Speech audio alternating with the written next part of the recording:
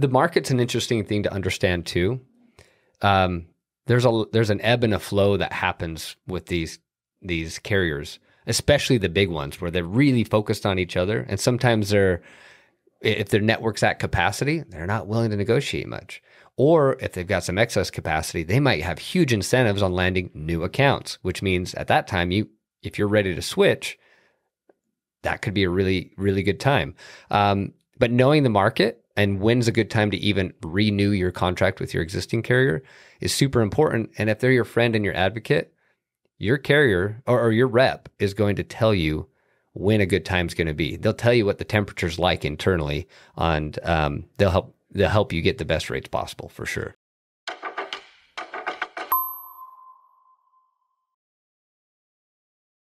All right, Aaron. Hey, welcome to another episode of Decoding Cross-Border Ecommerce podcast. And today we're wrapping up our series on picking your international shipping carrier. In the first episode, it's more of like an overview, I would say. We talked a lot about, fees, cost, speed. There was a whole lot of things we talked about, but you can go listen to episode 1. Episode 2 was really about the players out there. And I think that's really relevant to the enterprise episode we're going to have today. So that's a great one to go listen to. Episode 3 was around the small businesses.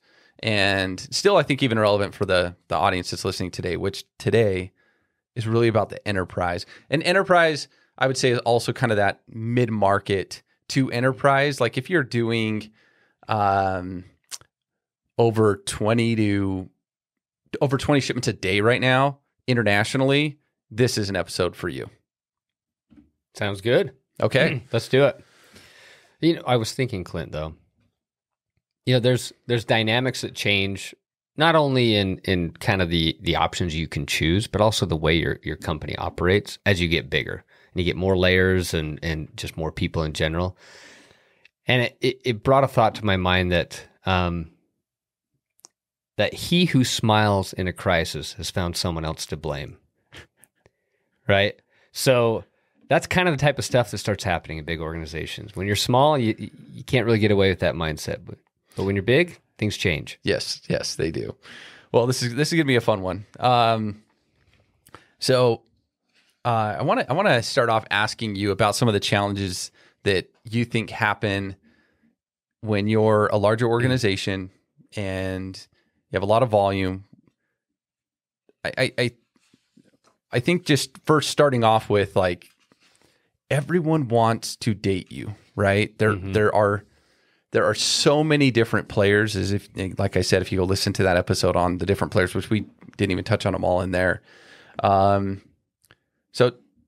talk to me a little bit about that and some of these other challenges that enterprises are going to face as they go out and try to pick the right international shipping carrier. I would say carriers, because it's probably going to be plural. Mm-hmm. Absolutely. Well, when you start up and you're a small business, you're jumping up and down trying to talk to everybody and trying to get someone to talk to you and give you some good rates, right? Well, now when you actually, your business gets to a point where it's very attractive to the carriers that are out there, you're going to have a lot of people knocking on your door and you're going to have a lot of options that you have to analyze. And that can be a little overwhelming at times. And trying to figure out how to choose the right one amongst all that noise and chaos. Not to mention, you've got a day job you're trying to get through as well, usually. So trying to juggle your time and make sure you entertain the right option, all the options that are out there, and pick the right one, can feel a little overwhelming sometimes. Well, there are a lot of different options, right? Mm-hmm. So I would say most of these are pretty advanced, some of the options that are out there. And so maybe let's touch on, and I want you to walk me through some of these, the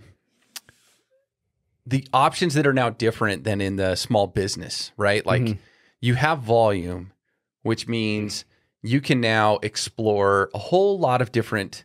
You can get creative. And what could that look like? What are some ways an enterprise can get creative here to lower the costs for their shoppers and improve their international shipping capabilities? Simplest thing is there are certain providers out there that we talked about in episode 2. Consolidators is what we describe them as, and a lot of them focus on working with larger enterprise companies. They aren't necessarily going to be beating down the doors of small businesses, and they specialize in small parcel, economical and really actually pretty good service levels, and really e-commerce. That's their main focus, is working with large e-commerce shippers. Yep. So that's the easiest next step when you get large, is start looking at those options. And then you can start, when you have enough volume to where you have certain markets you're really targeting. Some of those consolidators are better to some regions than others. And again, episode 2, we kind of dive into that in more detail. But then you might be looking at some target markets where you have a lot of volume too, that if you ever wanted to actually start having a presence there locally and become an importer. Canada's an easy one they've got a program with, but you can do this into really a number of countries, and it can bring on some complexities. But how easy is it to just become an importer? Okay, so now I want this advanced, I want this option, let's say, and going into Europe. Well, let's talk about why you'd want to do that first. Yeah, why would I want to do that? If you're selling it in e-commerce, and you want to control that clearance process and all the duty and tax, and just make sure your customer has a domestic-like experience, there can be some advantages. So to Canada, that's definitely true, because we've talked about in multiple times on this podcast around the challenge when you ship into Canada and it's going to a business, and you're shipping it DDP, and maybe the billings, like, they can choose their own broker. Apparently this is a thing in Europe too. We actually had a conversation with someone the other day, and so it just, depending on the market, what you're saying is, if I become the importer, I gain control. You gain more control. Yep. And also gain what else with that? A whole lot of liability and headache too. Exactly. So you better have enough volume, and the benefits better be worth it. But you might have to get an entity, right, in country or representation. Representation. Okay. So there's a cost associated with it. It's not just like, Canada's pretty straightforward. They're unique where you can set up a non-resident importer. Right. It's really a whole program built for this. But in many other countries, you actually have to go hire somebody, third party in that country to help you navigate this and actually represent you. Okay. So these third parties that represent you, are they acting as is it they're the importer of record, and kind of like, is it on your behalf, or do they just help you get registered? Like, what does that look like when you're working with these third parties? So they'll help you get registered and set up with a business number, et cetera, and help you manage all your taxes. But the way it works is that local European union, the government there, wants someone local to hold accountable. Yeah. So they're stepping in and taking on really liability on your behalf. So even though it is still your business number that you are the importer of record, they're stepping in as a representative to help you with a lot of that liability and risk. Yep. Okay. You got it. So there may be some options to explore there. Again, tread lightly on that and be careful. Make sure it's worth your while to do that, and that the benefits outweigh the costs and the work that goes along with it. Is it a one-way door or a two-way door? A two-way door, you can change your mind. One-way door, you're kind of stuck. I'd still say it's a two-way door. Two-way, you could, you can. Yeah, that's a two-way even door. though you got that business number or you've been the importer record, and you can always go back if this isn't working. Not that hard to. Some of these are harder decisions to go back on. So. Yeah, like the next one. Let's say you want to create a true domestic experience in a major country of yours, which is you want to start putting inventory in that country. Yeah. You can still unravel that, but it's a lot more work. So why would you put inventory in country? What are the benefits of doing? Just getting your product closer to your customers. Closer, gets delivered faster. The clearance process is already done. Yep. Right? So there's a lot of advantages there. And then what are the disadvantages to doing that? All the overhead, all the headache. You've got inventory in multiple places now. That costs money. Yeah. Especially if you have a lot of SKUs. Like, this isn't very... if you have a lot of SKUs, it's very, very complicated. If you've got a few SKUs, okay, to take a segment of your inventory and put over there. But now it's more complex to balance your inventory and make sure you've got stock on hand where you need it. So yeah, it adds complexity. Now, this is what we had announced a partnership with Air House about I think this was about 4 or 5 months ago. And Airhouse is a 3PL that helps actually you do this, right? So you can get inventory in country, but they take on a lot of this complexity and bring it into their warehouse there, and then they do the distribution for you. And it's actually a pretty smooth program. I think it's a creative way of trying to balance, how do you, because it just feels like such a leap to go from I'm just shipping everything from my warehouse to now I'm going to just get a whole nother distribution center or work with a third party, find someone in country. Like Airhouse is a little more, I would say, flexible and moldable around, the amount of SKUs and things like that. So I think there are some kind of middle options in there, but yeah, the speed is definitely a big one. Yep, absolutely. And then, if for the big ones, for the really big enterprise organizations, you can actually start creating some of your own lanes. So what I mean by that is, you've got some major markets. You can work with consolidators. Really what they're doing is they're piecing together a network of partners to move a package from A to B. If you're big enough, you can start doing that yourself and kind of dictating who's, how to get the first, the middle, and the last mile. And you can start dictating a lot of those terms yourself. Again, a simple one to start with for let's take the United States, and I think there's other examples too in Europe that could apply like this, is when you're going to Canada from the US, because it's your top lane, so you have you have more volume, and if you can fill a truck once a week, or even a couple times a week, or even a partial load, you can now start considering doing piecing this together yourself. You do the first mile, work with the broker directly, get it cleared, and dump it into the postal stream, and really lower costs. What you might lose, but some of the things I think you lose with that is you lose some network optimization that some of these consolidators have done, where they might have 4 or 5 distribution centers in the U.S., right? They might move stuff out of Buffalo, out of Salt Lake City, out of Chicago, and they'll, I know that Broadreach has done a great job at doing this with really optimizing that network for speed, but you have different distribution centers to ship to domestically for the first mile. And I think, do you think that's a little bit harder? I mean, do you have to, if you're going to Canada and you're a large enterprise, you're building it yourself, don't you lose some of that if you're going to start trying to do this on your own? You just add a lot of complexity. So it better be worth it. Anything's possible. Anything's right? possible. Yep.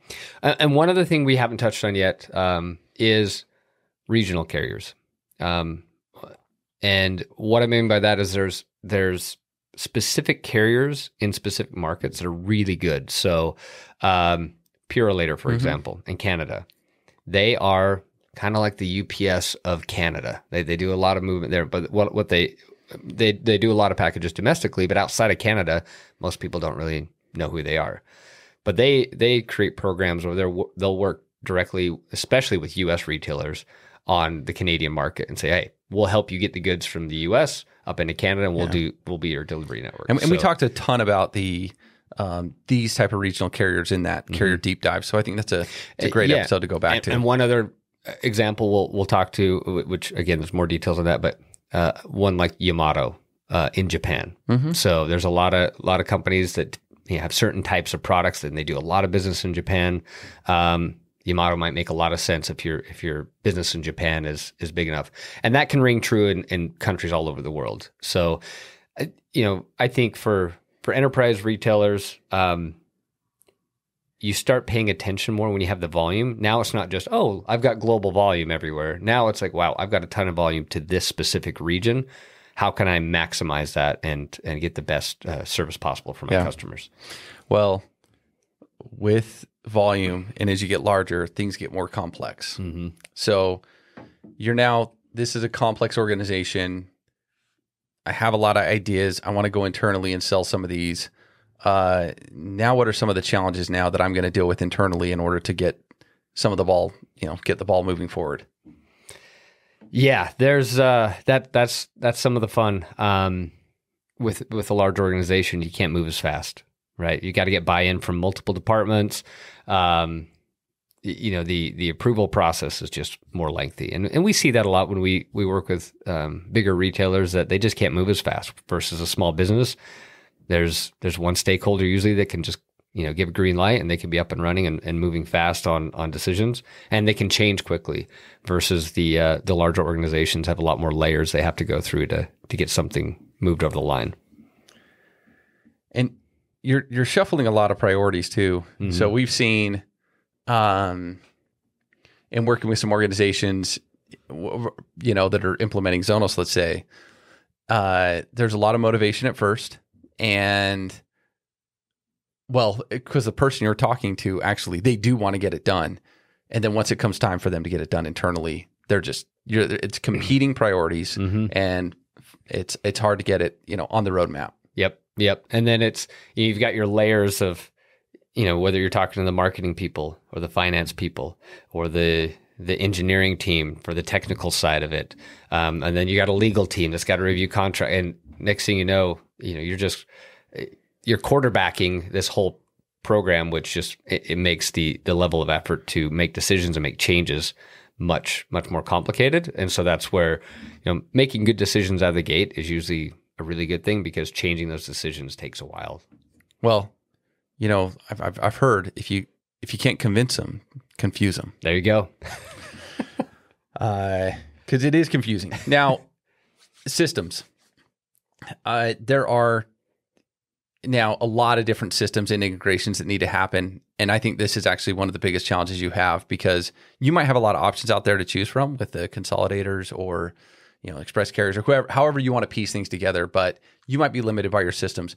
What are the type of systems and things that, and why is this a challenge with these systems to get your end objective, which is what you're trying to take care of your end customer and give them better options for lower cost with a great service. What might you run into with some of these system integrations?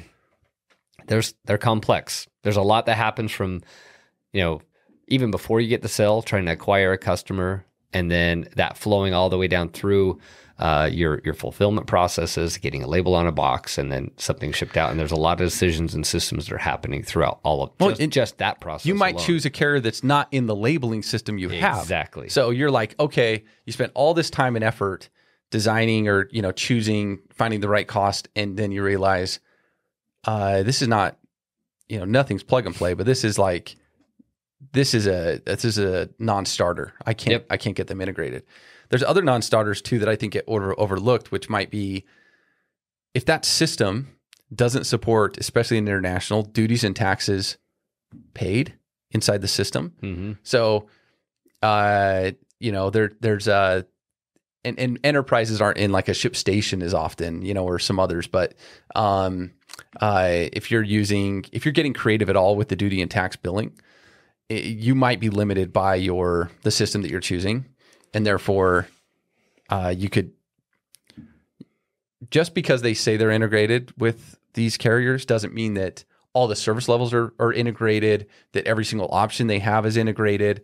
I remember when UPS came out with UPS Economy, it took forever, and there's still a lot of systems that don't support UPS Economy. So I think you need to keep that in mind when you're looking at choosing your international shipping carrier. I 100% agree in that. Especially that goes back to some of the extra complexities you get with some of the advanced options we talked about too. Like if you're trying to do some super creative things with regional carriers or creating some of your own lanes in different places, you're out of the box. And there's going to be custom work that has to be done to support those. So now there are ways to simplify this though, right? There are centralized integrations that you could do. Maybe you are able to program and you do have control over, let's say, integration to your WMS or into your labeling system.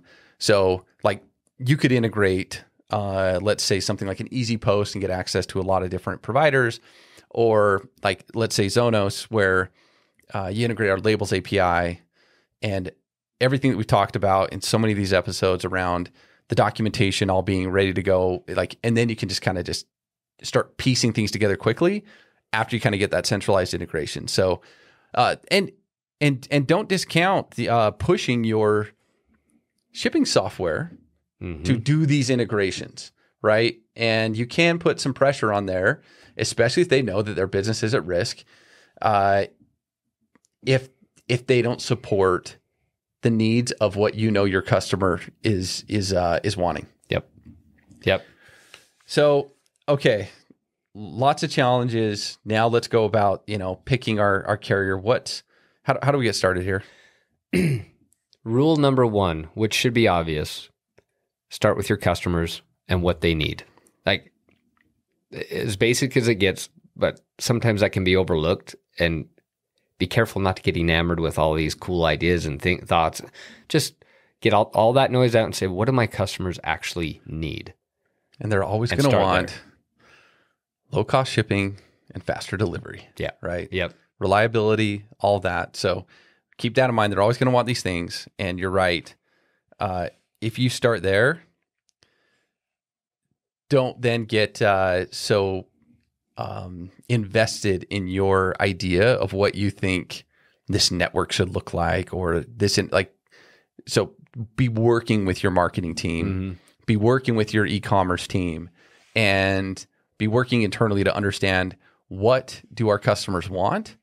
And because, hey, you might get speed and lower costs, and then realize duties and taxes, they're going to have to pay it on their end. And heck, it might cost a whole lot more than you think, because you have no idea what whoever's collecting it's going to charge. So there are a lot of nuances before you just say, oh, lower cost, faster delivery, I'm going to ship UPS ground, or FedEx ground to Canada. And that can get super expensive if you do that. Yep. No, and that's where the other advantage to starting with your customers is use that as your compass whenever you're now, and then you go out in the market and you look at your options, and you're always bouncing that against your customer needs, and it helps you make decisions so much better. So when you're talking to, and we talked about consolidators, you're talking to consolidators out there, they all have strengths in different regions. Absolutely. Right? Yep. So, and the deep dive was really good about this, like Aramex being in Dubai, or, Broadreach being really good at Canada.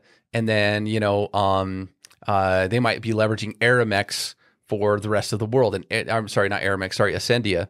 And Ascendia then is European based. And so you can know where your customers are located and choose wisely as you're out there picking to make sure that you're finding the appropriate provider.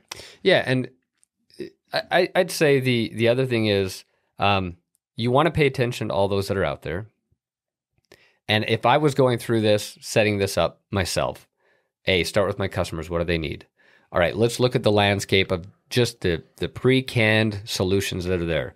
Consolidators, I'd be looking at them. Do I have enough volume to go with more than one, or should I just start with one? Honestly, it's a good choice. They're all pretty good worldwide. So let's just pick the best one that probably meets my needs to start with and get things rolling. And then I can always start adding in others as my volume dictates. But I also want to have maybe a faster service along with those in my checkout. So the express carriers are very, very important to have as part of your profile as well, or portfolio, I should say. Customers want choice. Absolutely. And then don't ignore postal solutions either. So why? Because that's usually harder to negotiate the rate, depending. I guess it depends on which post. So why wouldn't you ignore the postal if you're in the enterprise? So postal has... Because if I'm doing a consolidator, what's the difference here using a post? So the postal stuff is interesting, and it may not make sense for everybody. Let's just put that out. I'm not saying everybody go add postal to your portfolio, because you may have products that just don't ship very good through postal. It might be too big, too large, but especially if you have smaller, lightweight items, they can be really advantageous. Interestingly enough, the consolidators usually do have a postal solution as well, where they can consolidate and aggregate volumes across multiple shippers and get lower volumes that they inject into the postal stream.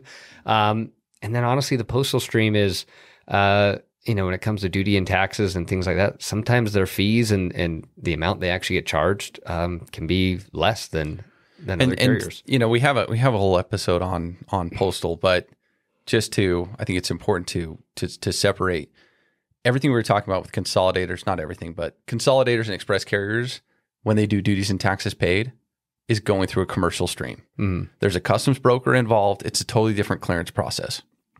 When it's postal, it's postally cleared, and the postal stream is different. Less there's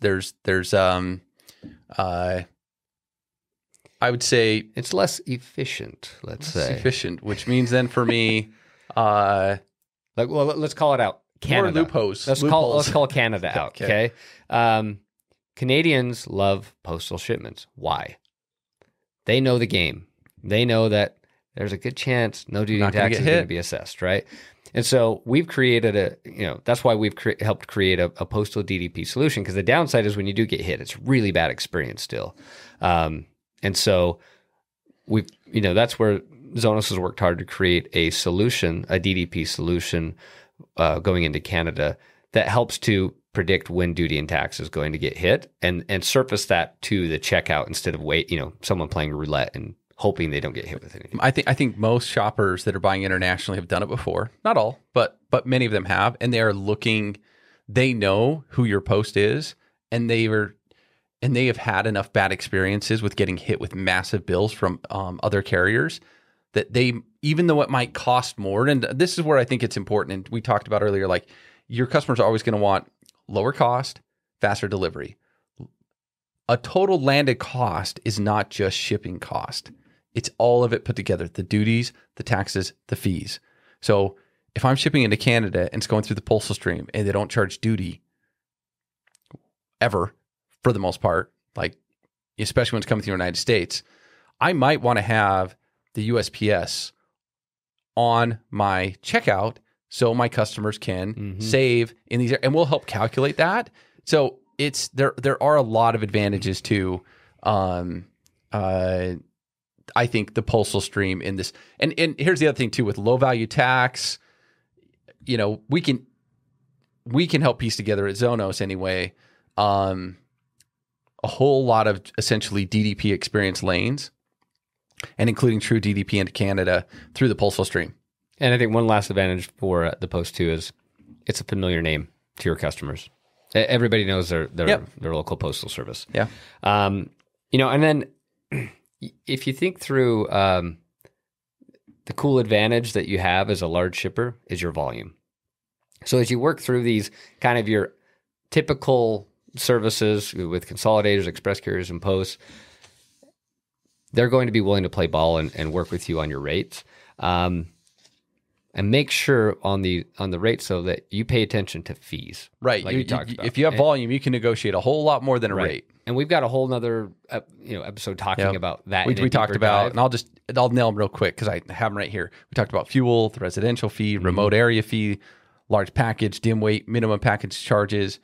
Like these are all things you can, minus the fuel maybe, but hey, it's possible. Just yes, go listen to, I think, that our first episode of the series, because those fees are super important to negotiate. And okay, actually, the fees go back to the postal, what we were just talking about, right? Your total cost includes fees, and this postal stream, they have no fuel, right? No residential. Yep. It's all very straightforward rates. So really easy to understand. So even if you're in your checkout and you see that, the post office is more expensive all the time going to, Ontario, but then once you hit the northwestern territories of Canada, it might be cheaper because you get to these surcharges. Yeah, absolutely. And then your shopper's picking that. So that's why options are really important in the dynamic, that ability to give your shopper the choice, because you don't know who the shopper is or where they're going to be and what other fees are going to come into play. Yep. And a tip as you are negotiating the fees, know your business and your packages and know which fees are actually relevant. There's no point in negotiating an oversized surcharge if all you ever ship are t-shirts. So tips, what other tips? Ian, I think it's easy to get overwhelmed, right? Mm-hmm. Absolutely. Like I said, if you can't convince them, confuse them, but don't confuse yourself here. Amen. All right. Amen to that. Okay. So let's talk through that. I like the KISS approach. Keep it simple. Right? Explore the advanced options, but be careful. You don't go down a rabbit hole and get yourself enamored with this cool, complex idea and then pat yourself on the back that you solved all this big, complicated problem.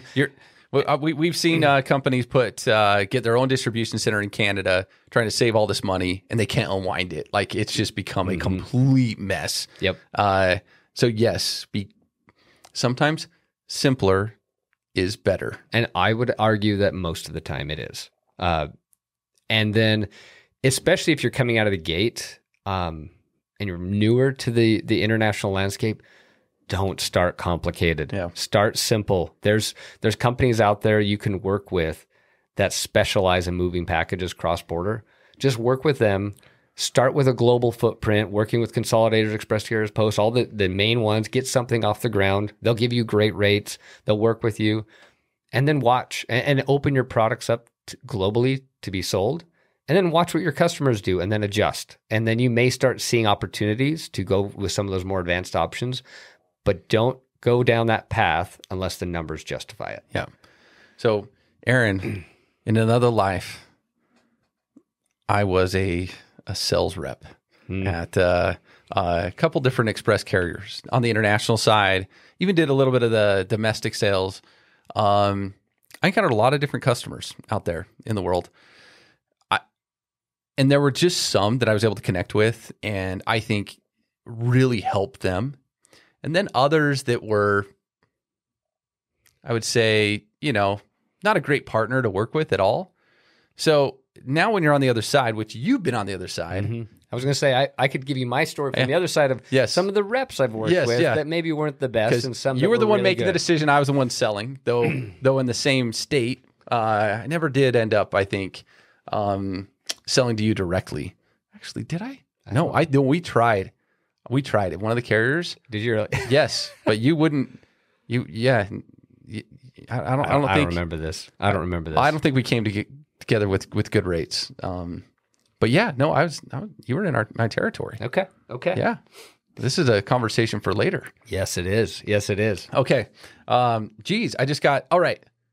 Reps. Let's talk about working with your carrier and the reps. They're your friends, first and foremost. I think I see too many times where merchants and shippers in their negotiating tactics use very aggressive tactics. And I just don't think that's the right play. It doesn't work for me. And I found the most success and I found that the absolute best reps were the ones that became my friends.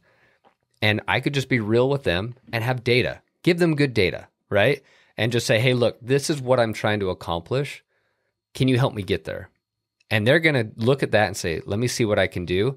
And the important dynamic here, and I think you can touch on this, is they don't choose what the pricing is going to be. They then have their own bureaucracy that they have to go deal with. They have to make a case. They have to go internally, and they got to battle it out with their pricing department, right? Isn't that how that works? Yeah, it's exactly how it works. And that's why this data and good data, the detailed data of not just your volume to countries, but your volume, your weights,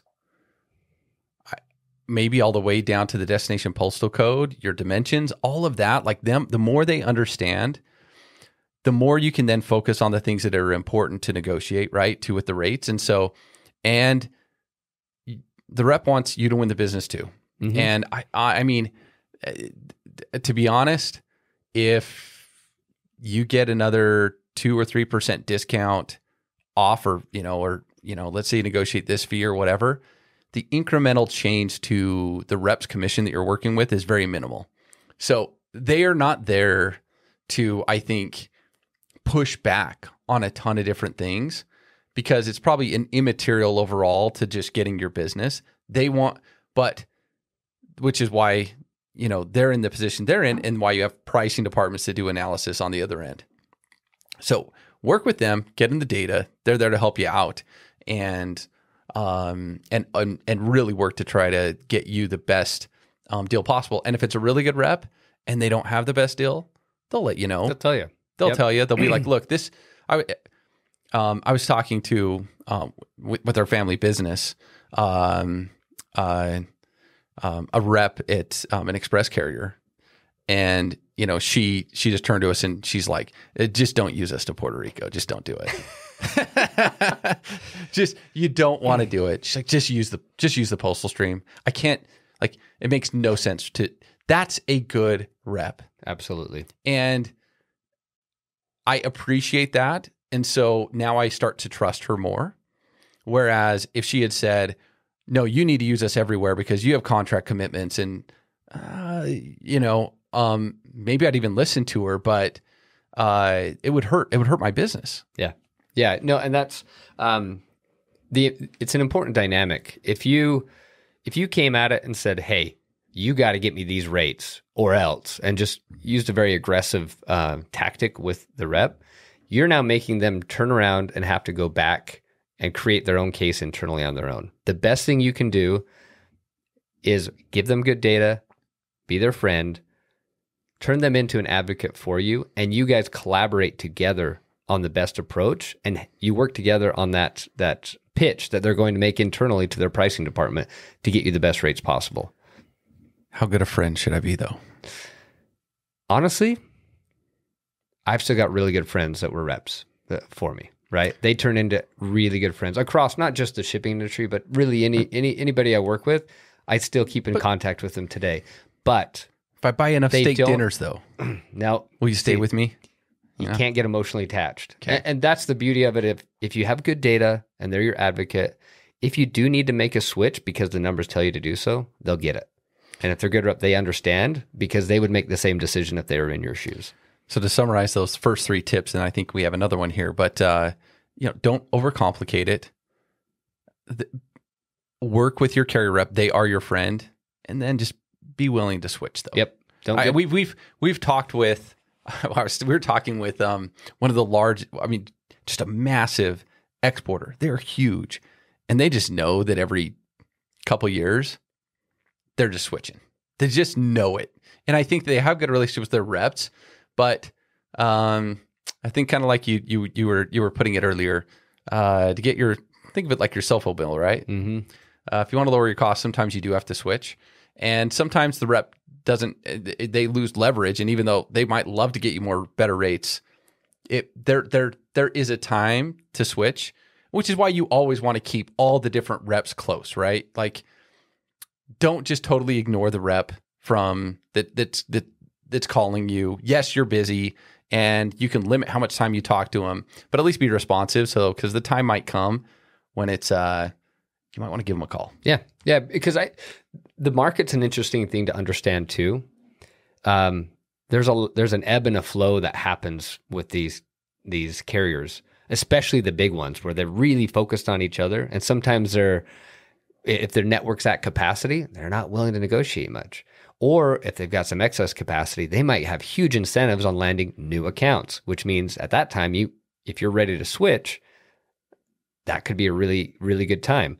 But knowing the market and when's a good time to even renew your contract with your existing carrier is super important. And if they're your friend and your advocate, your carrier or your rep is going to tell you when a good time's going to be. They'll tell you what the temperature's like internally, and they'll help you get the best rates possible for sure.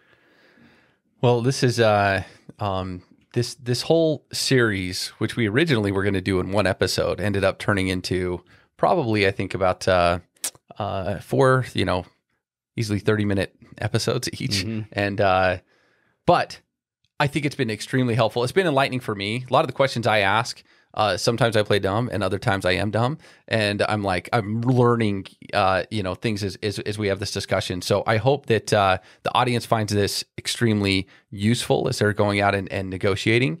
And hey, go out there, pick the right choice for your customers, and I think it'll all pay off in the end.